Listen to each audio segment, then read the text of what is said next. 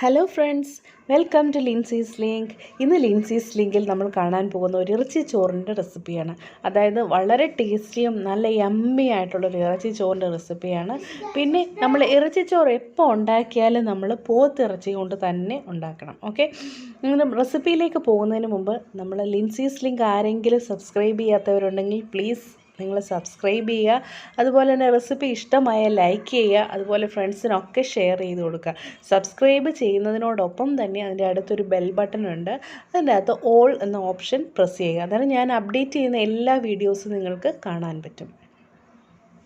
അന്നേരം ഞാൻ പറഞ്ഞ പോലെ തന്നെ ഞാൻ നമ്മുടെ ഇറച്ചിച്ചോറ് ഉണ്ടാക്കുന്നത് പോത്തിറച്ചി കൊണ്ട് തന്നെയാണ്. അത് സാധാരണ നമ്മൾ കട്ട് ചെയ്യുന്നതിലും കുറച്ച് വലിപ്പമുള്ള പീസസായി കട്ട് ചെയ്ത് വാങ്ങുക. അത് നല്ല കഴുകി വൃത്തിയാക്കി വെച്ചിരിക്കുകയാണ്. അതിലേക്ക് നമുക്കൊരു 2 തക്കാളി ചെറുതായിട്ട് അരിഞ്ഞത് ചേർത്ത് കൊടുക്കുക. അതുപോലെ തന്നെ പച്ചമുളക്, അത് എരിവിനനുസരിച്ച് ഞാനിവിടെ ഒരു 3 പച്ചമുളക് കീറിയിട്ടിട്ടുണ്ട്. അതുപോലെ തന്നെ ഇഞ്ചിയും വെളുത്തുള്ളിയും ചതച്ചത്, അത് ഒരു 2.5 ടേബിൾ സ്പൂണോളം ചേർത്ത് കൊടുത്തിട്ടുണ്ട്. അതുപോലെ തന്നെ 3 സവാള കനം കുറച്ച് നീളത്തിലരിഞ്ഞത്, അതും കൂടെ ചേർത്ത് നമ്മൾ ഇത് നല്ലതുപോലെ മിക്സ് ചെയ്യണം. ഇതിനകത്ത് ഇനി നമ്മൾ ചേർക്കാൻ പോകുന്നത് പൗഡറുകളാണ്. അതായത് ഞാൻ ആദ്യം ചേർക്കുന്ന ഉപ്പാണ്. അത് ഉപ്പ് നമ്മുടെ ഓരോരുത്തരുടെയും ടേസ്റ്റിനനുസരിച്ച് ഉപ്പ് ചേർത്ത് കൊടുക്കുക. അതുപോലെ തന്നെ നമ്മൾ മഞ്ഞൾപ്പൊടി ചേർത്ത് കൊടുക്കുക. മഞ്ഞൾപ്പൊടി വളരെ നല്ലതാണ്. മഞ്ഞൾപ്പൊടി ഒരു 2-2.5 ടീസ്പൂണോളം ചേർത്ത് കൊടുക്കുകയാണ്. അതുപോലെ തന്നെ നമ്മൾ ഇനി മുളക് പൊടി ചേർക്കുമ്പോൾ നമ്മുടെ എരിവിനനുസരിച്ച് ഞാനിവിടെ കാശ്മീരി ചില്ലി പൗഡറാണ് ചേർക്കുന്നത്. അത് ഒരു 3 ടേബിൾ സ്പൂണോളം കാശ്മീരി ചില്ലി പൗഡർ ചേർത്ത് കൊടുക്കുന്നുണ്ട്. നിങ്ങൾക്ക് സാധാരണ മുളക് പൊടി വേണമെങ്കിലും ചേർക്കാം, നല്ല എരിവ് വേണ്ടിയവർക്ക്. ഓക്കെ, അതുപോലെ തന്നെ ഗരം മസാല ഒരു 2.5 ടേബിൾ സ്പൂണോളം ഗരം മസാല ചേർത്ത് കൊടുത്തിട്ടുണ്ട്. ഗരം മസാല നല്ലതുപോലെ ചേർക്കണം, എന്നാൽ മാത്രമേ നമ്മുടെ ഇറച്ചി ചോറിൻ്റെ ആ ഒരു സ്വാദ് നല്ലതുപോലെ കിട്ടത്തുള്ളൂ. ഓക്കെ, പിന്നെ ഞാൻ ചേർക്കുന്ന മല്ലിപ്പൊടി ഒരു 3 ടേബിൾ സ്പൂണോളം മല്ലിപ്പൊടിയും ചേർത്ത് കൊടുത്തിട്ടുണ്ട്. അന്നേരം നമ്മുടെ മസാല പൗഡറുകളെല്ലാം ചേർത്തിട്ടുണ്ട്. മഞ്ഞൾപ്പൊടി, മുളക് പൊടി, മല്ലിപ്പൊടി, അതുപോലെ ഗരം മസാല. പിന്നെ നമ്മൾ ചേർത്തത് തക്കാളി, നമ്മുടെ സവാള, അതുപോലെ പച്ചമുളക്, ഉപ്പ്, ഇതൊക്കെയാണ്. ഇഞ്ചിയും വെളുത്തുള്ളിയുടെയും ചതച്ചത്. ഇത് നമ്മൾ നല്ലതുപോലെ തിരുമ്മി നമ്മുടെ ഈ ബീഫും ഈ മസാല എല്ലാം കൂടെ ചേർത്ത് കൈ കൊണ്ട് തന്നെ നല്ലതുപോലെ തിരുമണം. ഓക്കെ, നല്ലതുപോലെ ഇത് മസാജ് ചെയ്ത് പിടിപ്പിച്ച് കുറച്ച് നേരം ഒരു 15 മിനിറ്റ്സോളം വെക്കുക. അതിനുശേഷം നമുക്കിതൊന്ന് കുക്ക് ചെയ്തെടുക്കാം. ഇത് ഒരുപാട് ഞാൻ കുറച്ച് ഉപ്പ് കൂടി ഒന്ന് ചേർത്ത് കൊടുക്കുകയാണ്. ഉപ്പ് കുറച്ച് കുറവായിരുന്നു, അതുകൊണ്ടാണ്. ഇത് നമുക്ക് കുറച്ച് വെള്ളം കൂടി ഒന്ന് ഒഴിച്ച് ഒരു കുക്കറിൽ ഒരു 2 വിസിൽ മതി. കാരണം ഇത് ഒരുപാട് വേവുള്ള ബീഫല്ല, അതുകൊണ്ട് 2 വിസിലിന് ഞാൻ എടുക്കാൻ പോവുകയാണ്. നമ്മുടെ ബീഫ് നല്ല സോഫ്റ്റായി കിട്ടിയിട്ടുണ്ട്. അതും നല്ല ടെൻഡറായിട്ടുള്ള ബീഫാണ്. അത് നമ്മുടെ ഇറച്ചി ചോറിനൊക്കെ പറ്റിയ ബീഫാണ്. നിങ്ങൾക്ക് വേണമെങ്കിൽ എല്ലോട് കൂടിയ ബീഫും നമുക്ക് ഈ പോത്തിറച്ചിയും നമുക്ക് ഈ ഇറച്ചി ചോറിന് ഉപയോഗിക്കാൻ പറ്റുന്നതാണ്. അന്നേരം ഇതിൻ്റെ ഈ നമ്മുടെ ബീഫ് പുഴുങ്ങിയതിൻ്റെ ഈ വെള്ളം നമ്മൾ കളയത്തില്ല. ഇത് നമ്മുടെ ചോറ് വേവിക്കാൻ വേണ്ടി ഇത് നമ്മൾ ഊറ്റി എടുക്കും. അന്നേരം ഇനി നമുക്ക് ചോറ് പ്രിപ്പയർ ചെയ്യാൻ വേണ്ടിയിട്ട് ഞാനിവിടെ ഒരു പാൻ വെച്ചിട്ടുണ്ട്. ഇതിലേക്ക് ഞാൻ വെളിച്ചെണ്ണയാണ് ഒഴിച്ചു കൊടുക്കുന്നത്. ഓക്കെ, ഞാനൊരു 2 ടേബിൾ സ്പൂണോളം വെളിച്ചെണ്ണ ഒഴിച്ചു കൊടുത്തിട്ടുണ്ട്. വെളിച്ചെണ്ണ ചൂടായി വരുമ്പോഴേക്കും സവാള ചേർത്ത് കൊടുക്കും. സവാള ഞാൻ നേരത്തെ പറഞ്ഞതുപോലെ തന്നെ കനം കുറച്ച് അരിഞ്ഞ സവാളയാണ് ചേർത്ത് കൊടുക്കുന്നത്. അത് നല്ലതുപോലെ നമുക്കൊന്ന് വഴറ്റിയെടുക്കണം. ഓക്കെ, സവാള ഞാൻ വഴറ്റുകയാണ്. അതുപോലെ തന്നെ നമ്മുടെ അരി നമുക്കിഷ്ടമുള്ള റൈസ് ഇറച്ചി ചോറിന് യൂസ് ചെയ്യാം. ഞാനിവിടെ ബസ്മതി റൈസാണ് ഉപയോഗിക്കുന്നത്. നിങ്ങൾക്ക് വേണമെങ്കിൽ ബോയിൽഡ് റൈസോ ഒക്കെ ഉപയോഗിക്കുന്നതിന് ഒരു കുഴപ്പവുമില്ല.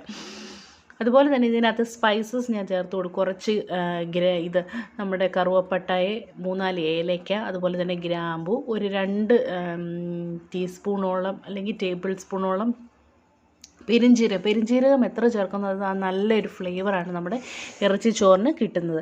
അതുപോലെ തന്നെ ബേ ലീഫ്, അതും ഞാനൊരു 2 എണ്ണം ചേർത്ത് കൊടുത്തിട്ടുണ്ട്. തക്കോലം, അതുപോലെ തന്നെ ഗ്രാമ്പു 3-4 ഗ്രാമ്പു, ഇതൊക്കെ ചേർത്ത് അതുപോലെ ജാതിപത്രി, ഇതൊക്കെ ചേർക്കുന്നത് വളരെ നല്ലതാണ്. ഓക്കെ, എന്നിട്ട് ഞാൻ ഈ സ്പൈസസ് എല്ലാം ചേർത്ത് ഈ നമ്മുടെ സവാളയും നല്ലതുപോലെ ഒന്ന് മൂപ്പിച്ച് എടുക്കാൻ പോവുകയാണ്. അതേപോലെ ഈ ജിഞ്ചർ ഗാർലിക് പേസ്റ്റും കൂടെ ഞാനിതിനകത്ത് 1 ടേബിൾ സ്പൂൺ ചേർത്തിട്ടുണ്ട്. ഇത് വഴണ്ട് നമ്മുടെ സവാളയൊന്ന് സോഫ്റ്റായി കിട്ടണം. അത്രയും ടൈം നമ്മളിതിന് കൊടുക്കണം. എന്നിട്ട് ഞാൻ ഇതിലേക്ക് അത് വഴലുന്ന സമയം കൊണ്ട് നമുക്കൊരു കാര്യം ചെയ്യാം. ഈ നമ്മുടെ ബീഫിൻ്റെ അകത്തുനിന്ന് അതിൻ്റെ ആ സ്റ്റോക്ക് നമുക്ക് ഊറ്റി മാറ്റി വെക്കാം. ഓക്കെ, എന്നാലും നമ്മുടെ സവാള ഒരുവിധം നല്ല മൂത്ത് വരുന്നുണ്ട്. ഇതിലേക്ക് നമുക്ക് അരി ചേർത്ത് കൊടുക്കാം. അരി എന്ന് പറഞ്ഞാൽ ഞാനിവിടെ ചേർത്ത് കൊടുക്കുന്നത്, ഞാൻ നേരത്തെ പറഞ്ഞ പോലെ ഇന്ത്യ ഗേറ്റിൻ്റെ ബസ്മതി റൈസാണ് ഞാനിവിടെ എടുത്തേക്കുന്നത്. ഇത് ഞാൻ കഴുകി കുറച്ച് നേരം ഒരു 10 മിനിറ്റ്സ് ഒന്ന് കുതിർത്ത് വെച്ചതേ ഉള്ളൂ. അതും ഇതിലേക്ക് ചേർത്ത് കൊടുക്കുകയാണ്. ഈ അരി ഞാനിപ്പോൾ ഇങ്ങനെ ചേർക്കുന്നത്, ഇതിലേക്ക് കുറച്ച് നെയ്യും കൂടെ ചേർത്ത് നമ്മളൊന്ന് വാട്ടിയിടുക. അതായത് ഒന്ന് മൂപ്പിക്കുക. ഈ എണ്ണയ്ക്കകത്ത് കിടന്ന് കുറച്ച് നെയ്യും, 1 ടേബിൾ സ്പൂൺ നെയ്യും കൂടെ ഒഴിച്ച് നമ്മളിതൊന്ന് വറക്കണ്ട, ജസ്റ്റ് ഒന്ന് എണ്ണയ്ക്കകത്തൊന്ന് വഴറ്റിയെടുക്കുക. ഇങ്ങനെ ചെയ്യുക റൈസ്. ഓക്കെ, ഇങ്ങനെ ചെയ്യുന്നത് കൊണ്ടുള്ള പ്രയോജനം, നമ്മൾ വെള്ളത്തിലിങ്ങനെ ഈ ചോറെന്ന് പറഞ്ഞാൽ നമ്മൾ ഇറച്ചിക്കകത്ത് കിടന്ന് പറ്റിച്ചെടുക്കാൻ പോവുകയാണ്. അതുകൊണ്ട് ഇങ്ങനെ നമ്മളൊന്ന് എണ്ണയ്ക്കകത്തൊന്ന് വഴറ്റിയെടുക്കാൻ നമ്മുടെ ചോറ് അല്ലെങ്കിൽ റൈസ് ഒരിക്കലും ഒട്ടിപ്പിടിക്കത്തില്ല. അതുകൊണ്ടാണ് ഞാൻ ഇങ്ങനെ ചെയ്യുന്നത്. അന്നേരം ഇങ്ങനെ എണ്ണയ്ക്കകത്തൊന്ന് മൂപ്പിച്ചെടുക്കുന്നത് വളരെ നല്ലതാണ്.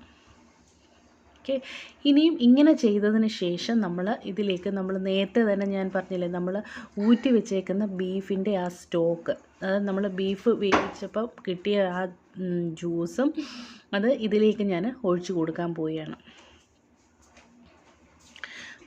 അതുപോലെ തന്നെ ഞാൻ ഇതിലേക്ക് നമ്മൾ വേവിച്ച് വെച്ചിരിക്കുന്ന ബീഫും ഇതിലേക്ക് ചേർത്ത് കൊടുക്കും.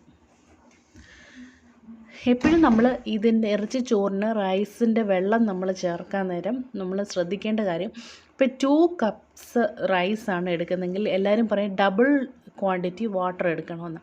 ഡബിൾ ക്വാണ്ടിറ്റി വാട്ടർ എടുത്തു കഴിഞ്ഞാൽ എൻ്റെ ഒരു അനുഭവത്തിൽ ഞാൻ പറ്റിയ കാര്യം എന്ന് പറഞ്ഞാൽ, ഡബിൾ ക്വാണ്ടിറ്റി വാട്ടർ എടുത്തു കഴിഞ്ഞാൽ നമ്മൾ കുതിർത്ത് വെച്ചിരിക്കുന്ന റൈസ് ആണെങ്കിൽ അത് കുഴഞ്ഞു പോകാനുള്ള ചാൻസ് ഉണ്ട്. അതുകൊണ്ട് തന്നെ നിങ്ങളിപ്പം റൈസ് എടുക്കുകയാണെങ്കിൽ, ഇപ്പോൾ 2 കപ്പ് റൈസ് ആണെങ്കിൽ ഒരു 3.25 കപ്പ് വെള്ളം ഒഴിച്ചാൽ മതിയാകും. അങ്ങനെയാണ് എനിക്ക് തോന്നിയിട്ടുള്ളത്. ഓക്കെ, അന്നേരം ഞാൻ ഇതിലേക്ക് വെള്ളം ഒഴിച്ച് കൊടുത്തിട്ടുണ്ട്. അതുപോലെ ഇനി ഞാൻ ആ ബീഫ് കംപ്ലീറ്റ് ആയിട്ട് ഇതിലേക്ക് ചേർക്കാൻ പോവുകയാണ്. ആ ബീഫിൻ്റെ സ്റ്റോക്കും അതുപോലെ തന്നെ ബീഫ് വേവിച്ചതും കൂടി ഇതിലേക്ക് ചേർത്ത് കൊടുക്കാൻ പോവുകയാണ്.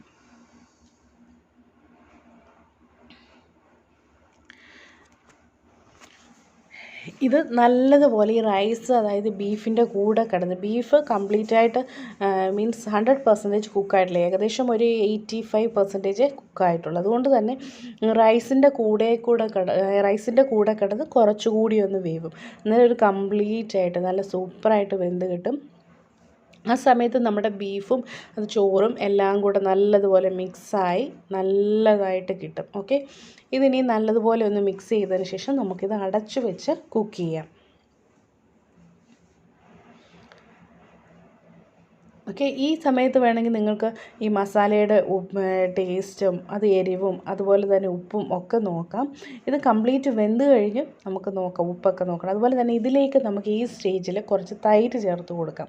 തൈരെന്ന് പറഞ്ഞാൽ ഞാനിവിടെ ഒരു 3 ടേബിൾ സ്പൂണോളം തൈര് ചേർത്ത് കൊടുക്കുന്നുണ്ട്. തൈര് ചേർക്കാൻ ഇറച്ചി ചോറിൻ്റെ ടേസ്റ്റ് നല്ലൊരു ടേസ്റ്റാണ്, എനിക്കിഷ്ടപ്പെട്ടത്. അതുകൊണ്ടാണ് ഞാൻ തൈര് ചേർക്കുന്നത്. അതുപോലെ തന്നെ കുറച്ച് മല്ലിയില കൂടി ചേർത്ത് കൊടുക്കാം. പിന്നെ തൈര് വേണ്ട എന്നുള്ളവർ, തൈരിൻ്റെ രുചി ഇഷ്ടമല്ലാത്തവർ തൈര് ചേർക്കട്ടെ. തൈര് ചേർക്കുന്നത് വളരെ നല്ലതാണ്. ഓക്കെ, അന്നേരം നമുക്കിതെല്ലാം കൂടെ നല്ലതുപോലെ ഒന്ന് മിക്സ് ചെയ്യാം. മിക്സ് ചെയ്യുമ്പോൾ ശ്രദ്ധിക്കണം, അരി പൊടിഞ്ഞു പോകാതെ വേണം നമ്മൾ മിക്സ് ചെയ്ത് കൊടുക്കാൻ. വളരെ സൂക്ഷിച്ച് കെയർഫുള്ളായിട്ട് വേണം നമ്മൾ റൈസ് ഇതേപോലെ ഒന്ന് മിക്സ് ചെയ്ത് കൊടുക്കാൻ വേണ്ടിയിട്ട്. ഓൾറെഡി ഞാൻ പറഞ്ഞു, നമ്മുടെ റൈസ് ഞാനൊരു 10-15 മിനിറ്റ്സോളം ഞാൻ സോക്ക് ചെയ്ത് വെച്ചതാണ്. അതുകൊണ്ട് തന്നെ പെട്ടെന്ന് വെന്ത് കിട്ടുകയും ചെയ്യും. ഒരുപാട് ടൈം പോകത്തില്ല. വളരെ പെട്ടെന്ന് ഉണ്ടാക്കാൻ പറ്റുന്നൊരു റെസിപ്പിയാണ് ഈ ഇറച്ചി ചോറിൻ്റെ റെസിപ്പി. എല്ലാവരും ഉണ്ടാക്കി നോക്കുക. വളരെ ടേസ്റ്റി യമ്മി ആയിട്ടുള്ളൊരു ഇറച്ചി ചോറിൻ്റെ റെസിപ്പിയാണിത്. ഇനി നമുക്കിതൊന്ന് അടച്ചു വെച്ച് കുക്ക് ചെയ്തെടുക്കാം. അടച്ചു വെക്കാൻ നേരം ആ മസാലയുടെയും എല്ലാ ഫ്ലേവറും നമ്മുടെ റൈസിൽ കിട്ടുകയും നല്ലൊരു ദം പോലെ എഫക്റ്റ് ആയിരിക്കും. നമ്മൾ അടച്ചു വെച്ച് കംപ്ലീറ്റ് ആയിട്ടൊന്ന് കുക്ക് ചെയ്യാം. ഇടയ്ക്ക് വേണമെങ്കിൽ ഒന്ന് തുറന്ന് നോക്കാം. മീൻസ് എന്തെങ്കിലും കുക്കാവുന്നതിൻ്റെ കാര്യങ്ങളൊക്കെ നമുക്ക് ഇടയ്ക്കൊന്ന് തുറന്ന് നോക്കാൻ പറ്റും. ഇപ്പം ഞാൻ നോക്കി കറക്റ്റൊരു കുക്കിംഗ് റൈസ് ഒന്ന് വെന്ത പോലെ തോന്നുന്നുണ്ട്. ഈ സമയത്ത് കറക്റ്റായിട്ട് നമുക്കൊന്ന് ഇളക്കി കൊടുക്കാം. ഇളക്കി കൊടുക്കുന്നതിനോടൊപ്പം തന്നെ കുറച്ച് നാരങ്ങ കൂടി നമുക്ക് പിഴിഞ്ഞൊഴിക്കാം. നാരങ്ങ നീര് ഒഴിക്കുന്നത് വളരെ നല്ലതാണ്. വളരെ ഒരു ടേസ്റ്റ് കിട്ടും നാരങ്ങ നീര് ഒഴിച്ചാൽ. ഓക്കെ, അന്നേരം ഞാനിവിടെ ഒരു നാരങ്ങയുടെ നീര് പിഴിഞ്ഞൊഴിച്ചിട്ടുണ്ട്. അതുപോലെ തന്നെ ഇത് നമുക്കൊന്ന് ഇളക്കി കൊടുക്കാം. റൈസ് നമുക്ക് ബീഫിൻ്റെ കുക്കിംഗ് ഇതൊക്കെ നോക്കാം. ബീഫൊക്കെ നല്ലതുപോലെ പെർഫെക്റ്റായിട്ട് കുക്കായിട്ടുണ്ട്. നമ്മുടെ റൈസ് ആണെങ്കിലും ഒട്ടും കുഴഞ്ഞൊന്നും പോയിട്ടില്ല. നല്ല ഒട്ടി പിടിക്കാതെ നല്ല പരുവത്തിന് കിട്ടിയിട്ടുണ്ട്. അന്നേരം നമ്മുടെ യമ്മി അതുപോലെ ടേസ്റ്റി ആയിട്ടുള്ള ഇറച്ചിച്ചോറ് ഇവിടെ റെഡി ആയിരിക്കുകയാണ്. നിങ്ങൾ ലിൻസീസ് ലിങ്ക് ഈ റെസിപ്പി ഇഷ്ടമായെങ്കിൽ നിങ്ങൾ ലൈക്ക് ചെയ്യുക. അതുപോലെ തന്നെ നിങ്ങൾ ഇതെല്ലാവരും വീട്ടിലൊന്ന് ട്രൈ ചെയ്ത് നോക്കുക. വളരെ ടേസ്റ്റി ആയിട്ട് കിട്ടും. അതുപോലെ തന്നെ സബ്സ്ക്രൈബ് ചെയ്യാൻ മറക്കരുത്. പ്ലീസ് സബ്സ്ക്രൈബ് ചെയ്യുക. അതുപോലെ തന്നെ ഫ്രണ്ട്സിനൊക്കെ ഷെയർ ചെയ്ത് കൊടുക്കുക. ഓക്കെ, അന്നേരം thank you for watching. Bye, see you in next video.